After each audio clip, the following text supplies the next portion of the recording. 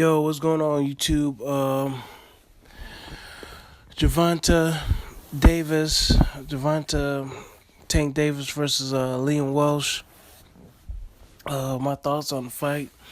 Um, man, he did what he had to do. Man, he took care of business. Tank Davis. I'm happy.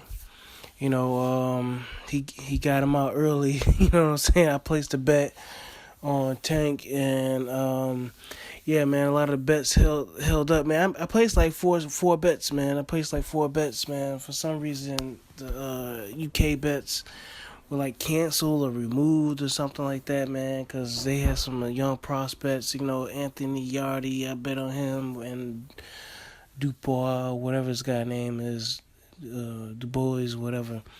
Anyway, the bets were like canceled or removed or something like that. But anyway, man, my bet with Tank and Crawford, and I parlayed them together, and they held up, man. So I got a little change off of it. But yeah, Tank was strong, man. Tank was catching Liam with a lot of good punches. Them left hooks. He caught him. When Liam tried to hold, he wouldn't let him hold, and he got his spacing. And he took care of business, man. It was just a little bit too much for him, man. It was just a little bit too much for Liam. And I was just want to say this, man. I kind of feel sorry for Liam, man.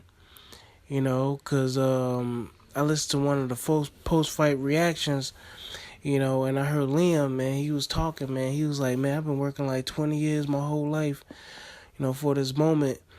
And for it to end so early, it's like, wow, you know what I'm saying? It's like, I knew this dude was fast, but I didn't know he was like that, And,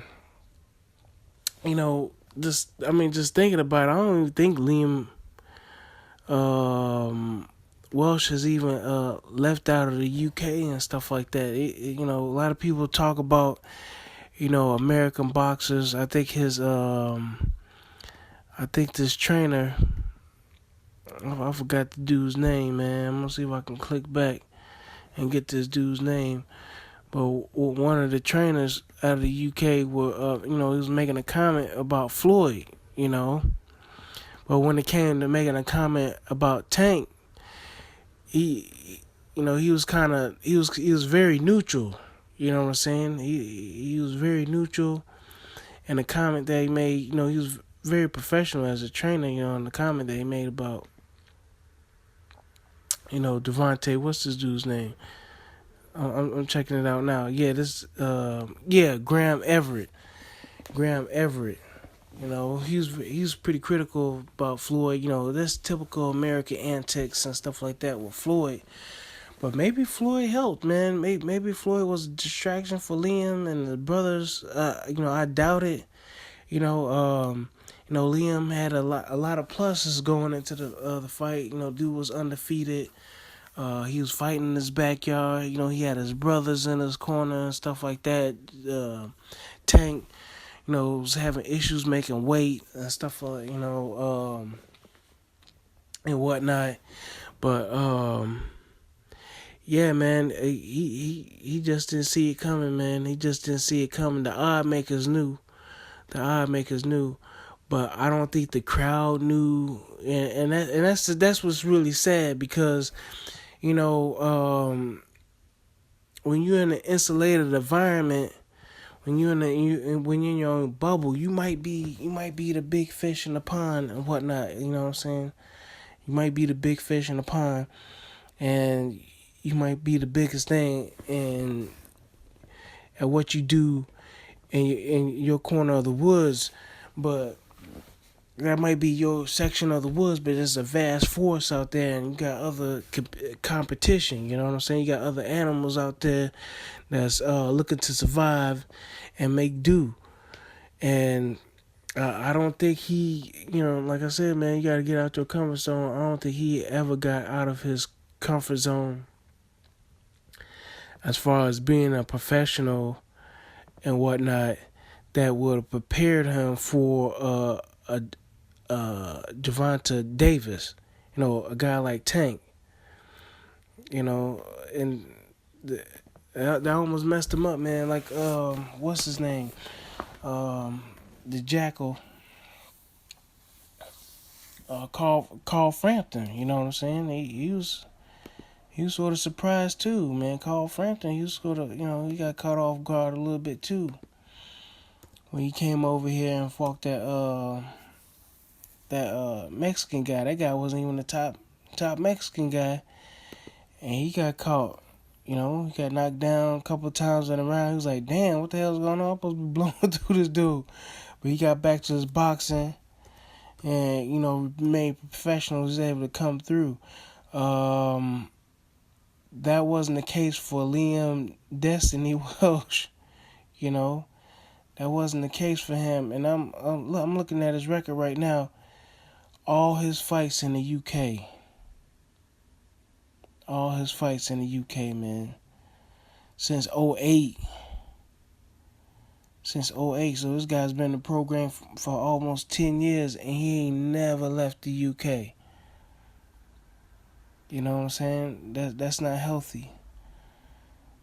That's not healthy. You know what I'm saying? And I know he was shocked because he was like, "Man, I'm supposed to be, I think the Everett, the trainer, one of those guys, I don't think that's his exact trainer, but anyway, he know the Welsh brothers real well. It seems like he was like, man, Liam, he's a world-class fighter. I think he could do this and stuff like that. But it goes to show he ain't, man. You got all your fights up in the UK. You fighting unknown competition and stuff like that. I don't know none of these names that he's fought. I don't know none of them. You know what I'm saying? I don't know none of these names. Not to say these guys. I mean, think about it. This dude, Andre Kelmov or whatever like that, this Russian dude, he had to come over there. Not the top Russian, but that was his last fight, man. This dude, Andre Kelmov. That was his last fight. Dude's from Russia, fights out of Beverly Hills, California. Right. He got a couple losses on his record. And that's the last dude Liam Walsh fought, I think the guy's okay. I think I seen this guy fight. He's an okay fighter, but dude, 34 years old, he ain't gonna get you prepared for no lion like Tank. You know what I'm saying? Like, what you doing? And then Tory James, another UK fighter and stuff like that. Come on, man. This dude Tory James, he ain't even ranked. These guys ain't even high level of competition. And then you expect to bang out a dude like Gervonta Davis, a dude that's a champion. Come on, man. And look at your record, man. Look where you been fighting. He ain't got no names on there. Get Gary Sykes. That's it. Get Gary Sykes, man. I think I heard of him. Other than that, that's it. So yeah, man. I feel for Liam, man. That's the only guy I kind of feel for. And then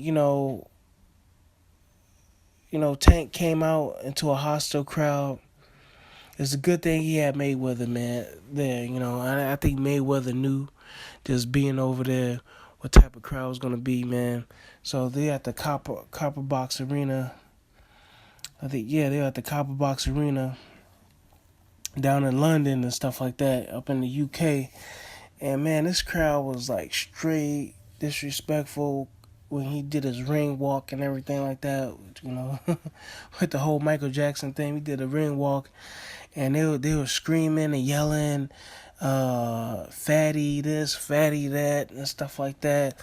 And it's a good thing, Mayweather was there in Tank's corner. You know what I'm saying? Liam, he had everything lined up for him. The crowd was behind him. Like I said, the weight issue, and he just got blasted. It's almost embarrassing. That's what he's talking about. I was gutted. And so, no, you was embarrassed. That's what it was. You was embarrassed because you for one, didn't take this dude serious. Like, he just beat a champion. You know what I'm saying? He just beat a champion. And that's why the betting lines were almost kind of unbettable. That's why this dude, Tank was like 4-1 favorite. It wasn't even money on the fight. You know what I'm saying? Liam was like a plus 50 or something like that. Going into the fight, I was like, damn, man, you go plus 50 and you supposed to be like the hottest dude coming out of the UK in your weight class and stuff like that. And then, you get blown out, you get embarrassed like that, and you've been doing this for like 20-something odd years, and Tank, he barely got like 17 wins up under his belt. You know what I'm saying? Got 17 wins up under his belt. Probably no amateur pedigree. And, you supposed to be the bee's knees, coming out of the UK.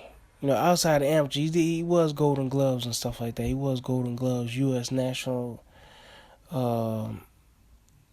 He lost to some guy named Gonzalez or whatever like that.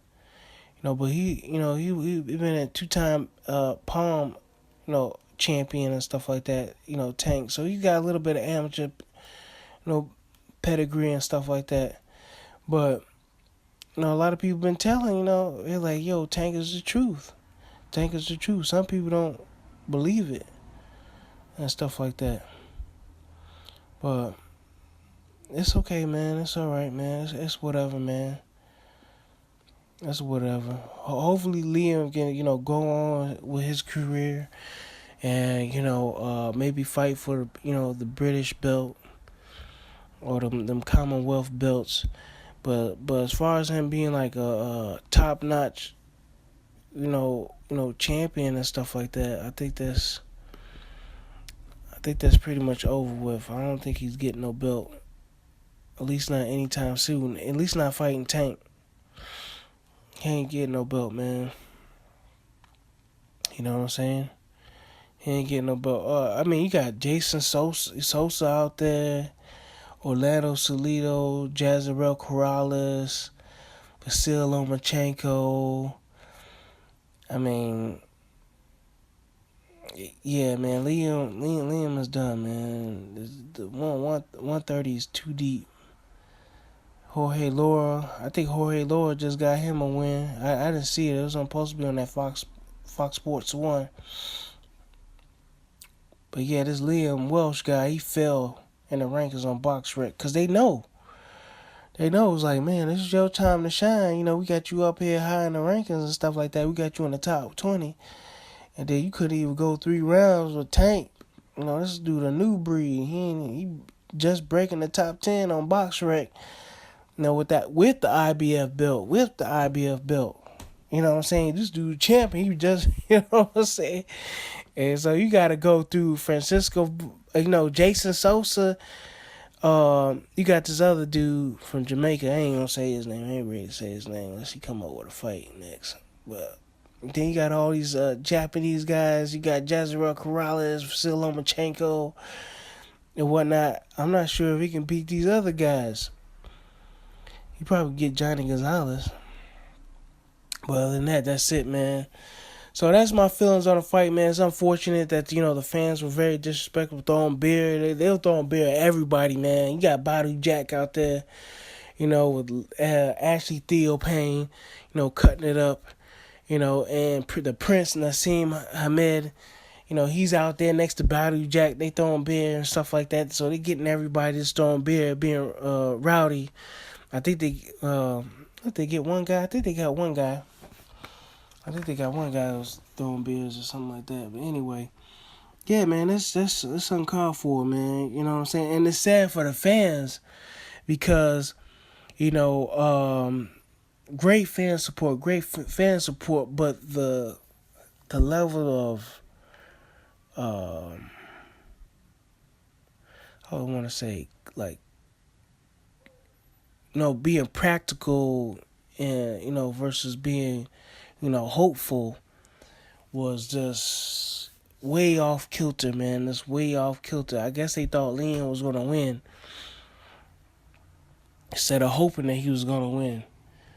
Because even Paul Smith, when it came to Sam Eggleton fighting, Danny Garcia, man, I saw, Paul Smith regarding, Sam Eggleton fighting Danny Garcia at 147 pounds. He was just like, nah, he ain't ready for that. You know what I'm saying? Like, you get to a hit way too much. Paul Smith was just keeping it real. And, Paul Smith, he a UK guy, man. You know what I'm saying? He been around for a minute, man. I saw him fight James DeGale, Arthur Abraham, a whole bunch of people. And he was like Sam Egerton ain't ready for no Danny. You know what I'm saying? But he was like, hey, I was given the chance. He should be given the chance too. But as far as him winning it and him being ready, he's like, ain't happening. Not against no Danny Garcia. And I have to agree with them. So yeah, man. So I think maybe the it's great fan support out of the UK, but I think it's just maybe they're shooting themselves in the foot at the end of the day on some of these fighters. You know what I'm saying? And the guys that they should be praising, don't seem like they are. Like James DeGale. Who else is that, man? James. I had to say this James DeGale off the top of my head right now. Wasn't no reason why James DeGale should have been over here in Canada, United States, Europe. He's like the only dude that I don't want to say only, but it feels as if because Carl Frampton, he traveled. You know what I'm saying? Even though he ain't fight Rigondeaux, everybody want to see him fight. Carl Frampton.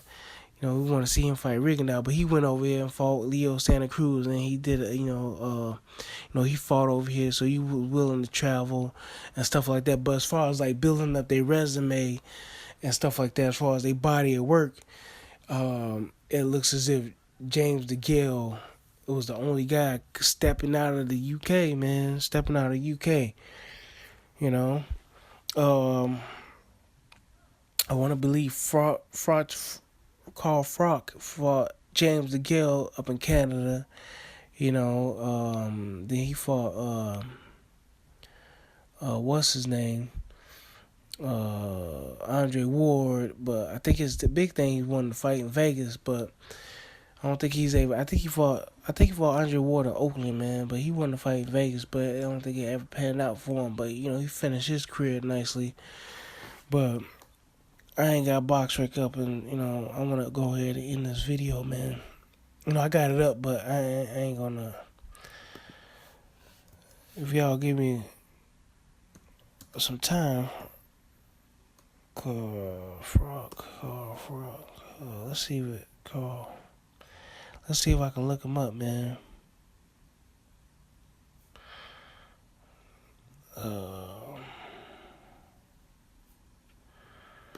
Let's see if I can look him up, man. Thanks for your patience, man. Let me see if I can look up Carl Frock, cause I don't want to lie, cause I think he traveled. Yeah, he traveled, man. He traveled in Europe and stuff like that. He traveled to the States, fought Jermaine Taylor and the Super Six and stuff like that. So yeah, he was fighting in the UK, and then he beat what's his name, Jean Pascal, but that was in the UK. Yep. G. Pascal was in the UK. He fought Arthur Abraham and Miguel Cussler up in their backyard and stuff like that. Then he fought Andre Ward up in his backyard and stuff like that. So he traveled, man. So that's what you want to see. Guys travel. You want to see what they can do. Like I said, man, with the sparring and stuff like that in the UK, you got to get out and go to different people's camps, man. You got to go different people's camps. Maybe that's what helped Anthony Joshua versus Klitschko. Him being at Klitschko's camp. You know what I'm saying? Klitschko was bringing in all the young heavyweight prospects in this camp. Not that he was gonna beat them all, but he was bringing them into the camp, and you get to learn something. Get to learn something. But it looked like Liam Welsh was just sitting up there in the UK doing his thing, thinking he was gonna just run through Tank for whatever reason, and not thinking about this dude's background, that he does have some amateur experience, and that he was winning as an amateur. Not only that, who's in his camp? Floyd, because Floyd was even coaching them up before they even stepped into the ring, man. Floyd was coaching up Tank. He was coaching them up. And where's Tank? Out of Baltimore, Maryland, around that area. You got what, Philly, New York up there. There's a lot of talent around that in that area, man. New York, Philadelphia, and the Baltimore area. You got a lot of talent out there in Baltimore. And then you got to think about Tank went on and took Floyd Mayweather's advice. What was like almost a year and a half ago, not almost two. And he went on and went down there into Vegas. And if y'all guys don't know, if y'all ain't hip on Vegas, it's not just a party spot. If you're not hip and taking note that a lot of boxers are going down there fighting in Vegas. I mean, you got Joseph Parker, you got Bermain Stavern, and you got a whole bunch of guys that are applying their trade down there in Vegas, Las Vegas, Nevada. And they ain't going down there to be gambling and stuff like that and buying prostitutes and stuff. You know what I'm saying? They going down there because that's where all the talent is going down there, man. You got a lot of Romanian guys down there, a lot of Russian guys down there. You got a lot of Hispanic guys. All these guys that probably been fighting each other since the amateurs, they down there sparring each other, and many other places down in the U.S. So people can say what they want to say about American boxing. Like, people coming out to the U.S., I mean, you got guys from Ghana, especially the African guys out of the continent of Africa. That's why I was saying, like, I don't know why Richard Comey is up there training up, where we from, Ghana or something like that, when he could be in New York, because they got people down there in New York. You know what I'm saying? He got some kind of, some people you can associate with down there up in New York, Why ain't you going down there? I think one of Joshua Kaladi was down there for a minute. There's a few other fighters, man, that come out of Africa that pretty much in New York. But Lateef Coyote, he did it, man. He got himself out of Nigeria. Went down there to the wild card gym and stuff like that. So anyway, man, I'm gonna end this video. But yeah, man, don't fall for the okie doke as far as regarding as British boxing and stuff like that. They got a good as far as how they, them being in a little bubble and a circumference and stuff like that. But it's very clear that they gotta step outside, man. It's one thing you coming from the UK, in the amateurs and stuff like that, but you saw what happened to Anthony Ogogo and stuff like that. He just got beat up. You know what I'm saying? You see what happened to him. But yeah, if you ain't getting out of that little comfort zone and stuff like that, out of that UK, being that's a small country, you know what I'm saying? For a small group of countries, and they got talent coming out of there, but they ain't fighting all the other talents. You know what I'm saying? As far as pro, going pro. And look what Tank did, man. He did his little amateur thing, got a few belts and stuff like that. But when it came time to turn pro, he was dealing with Floyd, and Floyd he pulled Ashley Theopan and all these other. He got Badu Jack from Sweden, all these other people and stuff like that. You got all this talent down there. Everybody's flocking to his gym in Vegas and stuff. You got talent out there in Baltimore. As far as being a professional boxer, we good over here, in the U.S. Trying to let people know, man, they can say what they want about, British boxing and stuff like that. But you got to think about the collective. You know what I'm saying? That's what you got to think about, the collective. And that's what they said about, I think it was a British commentator that said about one of these fighters and stuff like that, and fighting the Hispanic fighters. Like, man, you gotta get out and fight these Hispanic fighters. You ain't fighting none of these Mexican fighters and stuff like that. We ain't sparred with none of them. It's like you gotta do that, bro. But yeah, man, Shouts out to Prince and Nassim Hamed. Kept it real. Kept it real. Prince, Frank Warren, kept it real. He said he was feeling Floyd, he was loving him, what I'm saying? He's a promoter. He was like, man, I just love how he came out. It was great working with him. I'm glad he came out and, helped promote the fight and whatnot. But yeah, Prince said it, man. He said it. He's like, man, this kid he's going to go on to do great things.